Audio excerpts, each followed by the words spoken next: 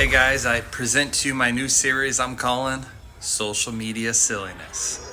When I see something on social media that's just ridiculous, we're going to talk about it. Now, I'm only covering things that are in my lane. For example, if someone claims that Tylenol causes autism, I'm not a doctor. I don't study that for a living. I have no idea, okay? I'll leave that to the experts.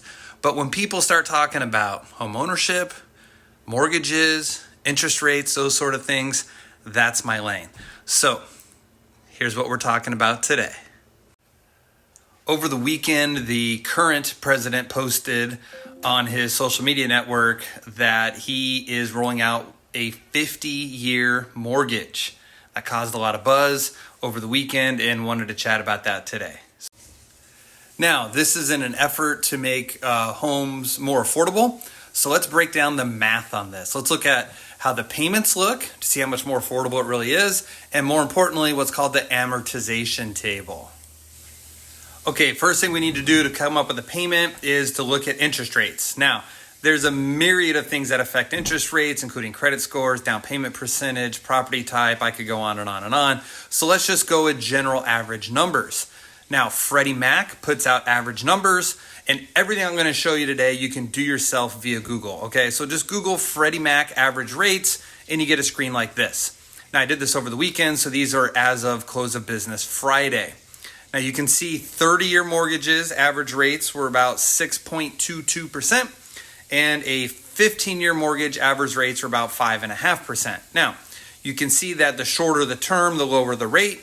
We're going to talk about that in a minute on these 50-year mortgages. But for now, let's zoom in on that so you can see that, and let's talk about how that breaks down in terms of payment.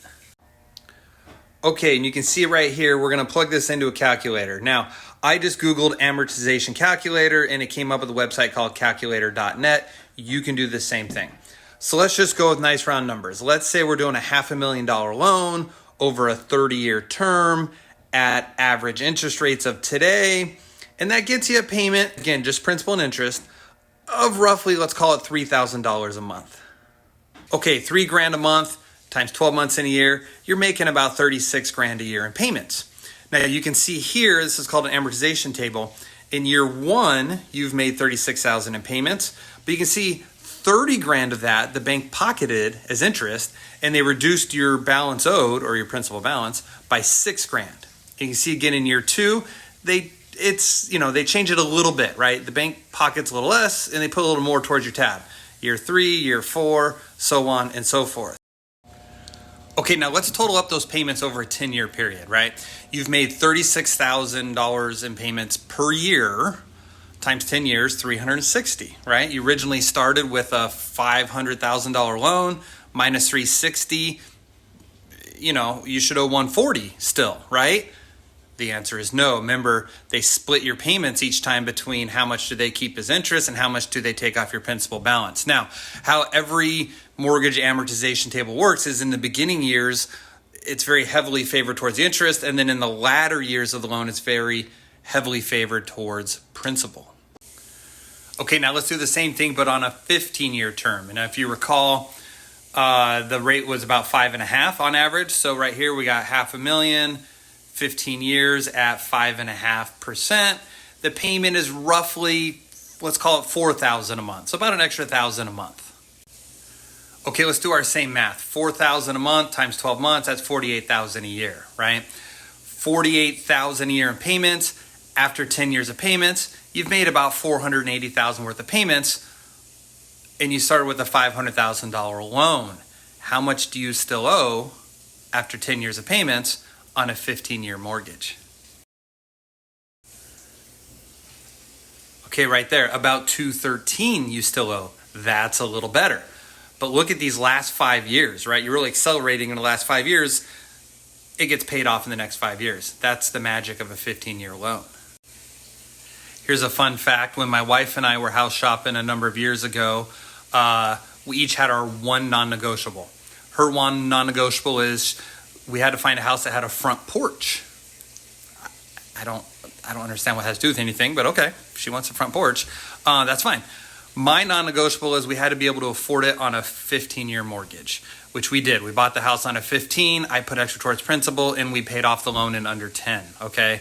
It's the power of amortization and extra payments. Okay, let's do the same thing for a 50-year. What's the rate? Well, they haven't been invented yet, so we don't know the rate. We can only guess. Now, if you remember, 15 years are about 5.5. 30 years were, let's call it 6.25. The shorter the term, the lower the rate. That's about a 3/4 difference, right? So let's extrapolate that, and let's assume, let's say 50-year mortgages do come out, and let's say the rate is a little higher than 30-year, and let's say it's closer to 7% would be my guess, right? Just based on how 15 and 30s are currently priced.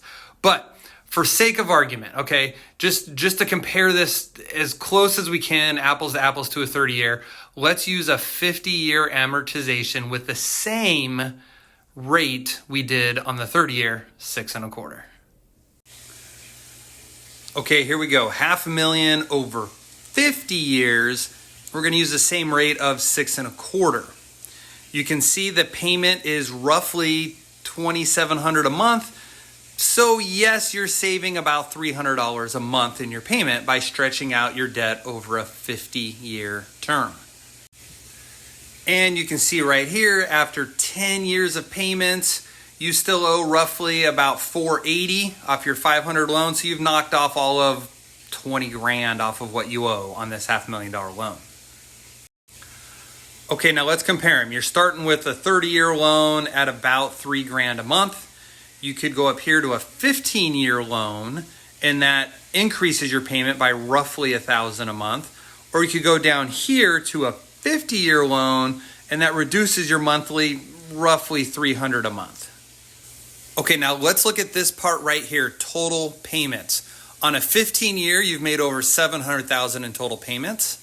On a 30-year, you've made over $1.1 million in total payments. And on a 50-year, you've made over $1.6 million in total payments. Okay, now let's look at these blue-green pie charts. On the 15-year, of all those payments, roughly speaking, about 2/3 went to pay down your principal owed, and the bank got 1/3 in interest. Let's look at the standard 30-year mortgage. It's roughly 50-50. The bank gets a little more than 50% of the payments they get to keep for themselves for interest, and the other just under 50% goes towards your principal balance you pay back. Now let's look at the 50-year. Okay, this is the part that really hurts. 2/3 of all your, $1.6 million in payments goes to the bank's pocket as interest, and only roughly 1/3 of the payments go towards paying back the debt you owe. So in summary, do I recommend a 50-year mortgage if it does come out? Absolutely not, okay? However, I will admit that everyone's financial situation is different. If you absolutely want to buy a house, in this example, the roughly $300 a month is life-changing for you, maybe it's something you consider. But I would strongly encourage you to get the heck out of that loan ASAP, refinance it into a shorter term, make extra towards principal, do whatever you can to avoid giving 2/3 of $1.6 million of interest to the bank for your $500,000 loan. Will this fix the housing crisis? That's yet to be seen. My professional recommendation and my personal, let's be honest. Do you think it'll fix the housing crisis? I think odds are low, right? At the end of the day, it's great for the banks, not the best for the everyday person. At the end of the day, if you're looking to make probably the largest purchase of your life, let's have a conversation, okay? There's plenty of internet ads and clickbaits you can get trapped into with a bunch of, kids just telling you whatever you want to hear on the phone, and half it's not true. Avoid the nonsense, avoid the silliness, cut through the noise.